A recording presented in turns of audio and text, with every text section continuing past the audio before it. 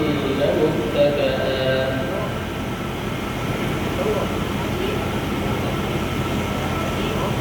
أعوذ بالله من الشيطان الرجيم بسم الله الرحمن الرحيم فلما سمعت بمكرهن أرسلت إليهن وأعتدت لهن متكئا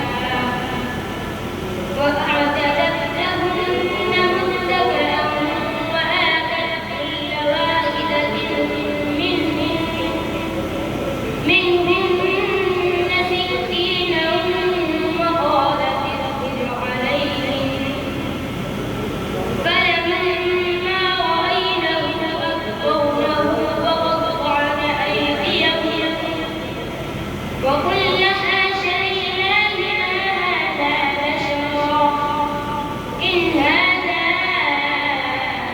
إلا ملك كريم قالت فذلكن الذي لمتنني فيه ولقد راودته عن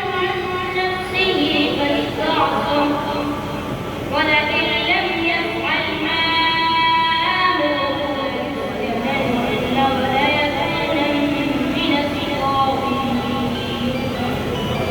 قال رب السجن أحب إلي مما يدعونني إليه وإلا تصرف عني كيدهن أصب إليهن وأكن من الجاهلين فاستجاب له ربه فصرف عنه كيدهن إنه هو السميع العليم ثم بدا لهم من بعد ما رأوا الآيات ليسجننه حتى حين حسبك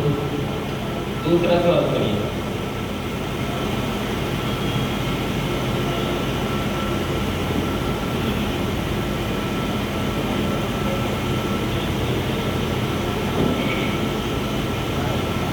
أعوذ بالله من الشيطان الرجيم يا أيها الذين آمنوا لا تدخلوا بيوتا غير بيوتكم حتى تستأنسوا وتسلموا على أهلها أعوذ بالله من الشيطان الرجيم يا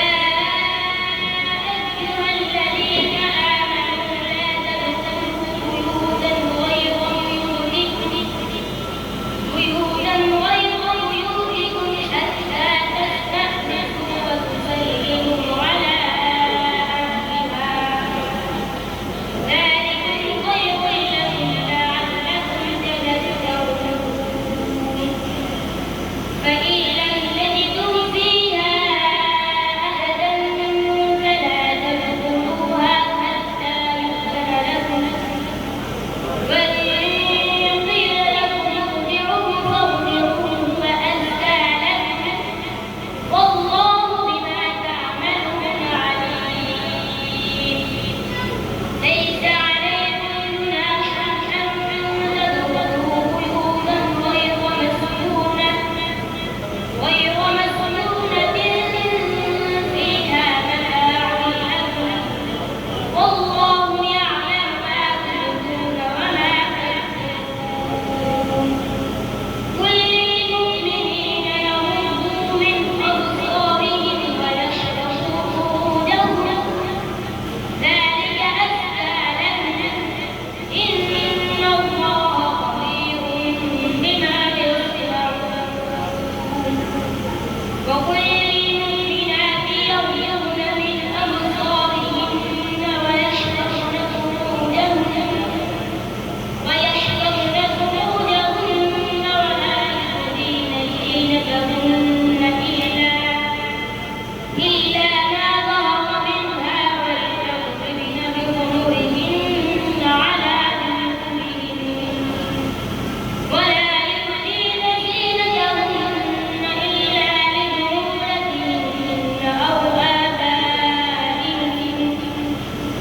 أو آبائهن